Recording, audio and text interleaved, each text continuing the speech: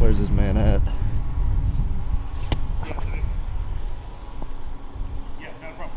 Sounds good. I'll give you a call back later. Appreciate it. Thanks. Oh, hey, welcome to Brecksville. We're here. We're gonna do our market update. So why don't you come on in? I'll give you the quick little tour, and we'll get to getting. Get to getting? Sometimes I just shoot from the hip, and what comes out of my mouth, I can't really control it. I love it. Sometimes we get to getting. Sometimes, I don't know, we hop the hop. I don't know. I'm not a cowboy. I don't wear cowboy boots in the middle of suburbia, but you know.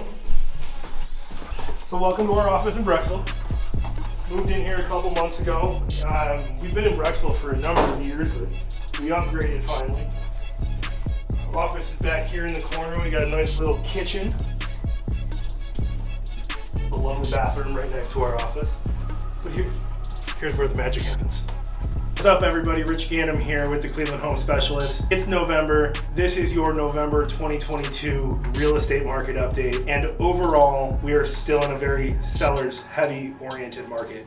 We're still seeing properties that are priced right and marketed effectively sell for top dollar in very, very few days, oftentimes in multiple offers. Over the next few minutes, we are going to dive into what is creating the market that we're in. We're going to talk about some of the different things that are contributing to some of those factors, and we're going to give you the statistics that you need to know so that you can make an educated decision if you're looking to buy or sell a piece of real estate in the next couple months. So overall, the October property sales were down about 23.5%, almost 24% from October of 2021. We were also 15% lower than the exact same time period last month. So meaning that the number of properties that sold in October were down 15% over the properties that sold in September. In terms of the current inventory, which is the number of homes that are for sale, the total number of properties that are available in October was higher by about 465 units, or about 12%. This year's bigger inventory means that the buyers who waited may be able to have a bigger selection to choose from, which might allow them to then pay a little bit less over the long term. So the current number of inventory is actually up 4.7% compared to last month. Now, looking at this same graph, the number of homes that are under contract or pending actually was an increase of 3.8% in October, and this month's pending inventory was actually down 18.3% compared to this exact same time last year. So what does this mean for you? Well, if you're a buyer, what this information means is you have more homes to look at. It also means that the really, really great homes, the ones that you see online, you're like, oh my God, I have to have this house. You're not the only one that thinks that. But what it might mean for you as the buyer is that maybe you have an opportunity for some seller concessions. Maybe you have an opportunity for some closing cost assistance. Or maybe you have an opportunity to find a home that has been on the market more than a week or 10 days, and maybe you have an opportunity to get it a little under list price. If you're the seller, what this information means for you is that there's no more messing around. You can't afford to price a property for higher than what it should be. And oftentimes what we're seeing now is that we're looking at statistics from 3, 6, 9 months ago, and that information is so outdated that we can't even use it because the market is changing so quickly. If you're thinking about selling your house, a great pricing strategy might be to price it slightly under where you think it's going to sell for, to create that sense of urgency so that when a buyer sees your home online, they run to it immediately and they want to buy it today and they don't want to miss out on it. The sellers that are pricing in 2021 and early 2022, they're the ones that are still on the market 7, 10, 14, 21 days. And I don't think that's where you want to be should you put your home on the market. So this next graph is showing the days on market, and what we're seeing is that the average days on market is actually trending upward. And what days on market means is that it shows the average property and how long it's on the market before it actually sells.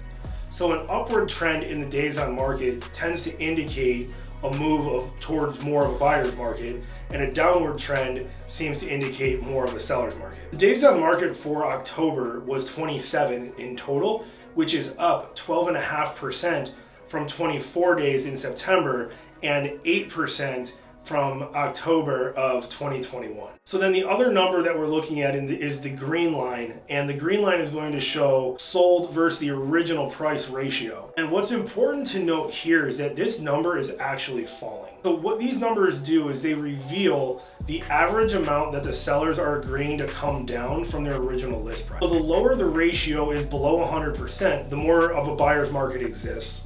And if the ratio is at or above 100%, more of a seller's market exists. For like the last 2.5 years or so, we've been in a seller's market. But what we're seeing is that we had a downtick of 1% from last month and a downtick of 1% from last year. So as a ratio, we're at 99% of the original list price, comparatively speaking. So this next graph is going to show us the average sold price and the average for sale price throughout the Northeast Ohio market. And what we're seeing is that the average for sales price in October is actually depreciating, meaning that the average price was $300,000, which is up 3.1% from the $291,000 that we saw in October of 2021, which is also the same as it was last month. The average sold price we're seeing is also depreciating, and we're seeing the average sold price in October was $242,000, which is up 5.2% from $230,000 in October of 2021, which is great. However, we were down 2.4% compared to September. So what we're seeing is that the average sold price came down $6,000 month over month. So when we look at the difference between the average and the median number was in October was $200,000, which is up 6.4% from last year and down 2.4% from last month. So the reason I'm showing you the last year's numbers and this year's numbers is just to compare where the market has been versus where the market is currently. A lot of people, when they're looking at the numbers, they always want to compare what happened last year. The last 2 years since 2020 have been an anomaly, right? We've seen so many different factors play in to why we've seen these numbers. Yet what we're seeing month over month is a downward trend. And we're seeing this downward trend because we're seeing interest rates increase. And when interest rates go up, buyer demand slowly starts to come down. And we're seeing that sellers are more eager to sell their property, even if it means selling it at a reduced price. That's what this graph is showing. So this next graph is a comparative analysis, if you will, of the months of inventory based on closed sales. In October of 2022, the months of inventory was at 1.6, which means that if not another home came on the market, it would take 1.6 months for all of the houses that are currently available to come off the market. What we're seeing though is we are up. Inventory has increased 45% compared to last year and 22.5% compared to last month. While we're still very much in a seller's market, and we will be until there's about 3 months of inventory, what we're seeing is we're slowly starting to increase the amount of inventory that's there, which is what gives the buyers the amount of information that they need to then go see multiple houses to choose the one that's most suitable for them. So all in all, it's still definitely a seller's market, but all indicators are pointing at a potential increase in interest rates close to potentially 8% maybe by the end of the year, which if that happens is probably going to see months of inventory increase. It's going to give buyers more options as it comes time for them to start their purchase. But what it also means from a seller's standpoint is if we're really serious about selling our house, we need to be honest with ourselves in terms of where the market's going. We can't keep pretending that it's still 2021 and we're going to sell our home in multiple offers every time, because it's simply just not the case. But what's super important as we get into and get ready for 2023, what's important for us to know is that real estate is still super local. So whether you live in Brecksville, Parma, Westlake, Avon, Chagrin Falls, these numbers might not be what's actually going on in your community. This is just a broad overview of what makes up Northeast Ohio. So it's important that when you're getting ready to make this decision, you reach out to us here at the Cleveland Home Specialist and allow us the opportunity to work with you, because it's so important that when you hire a professional real estate agent, that you hire somebody that actually knows what's going on in today's market. But that's it for me today. I'm wrapping things up. I'm heading out to some appointments, gonna have dinner with the family.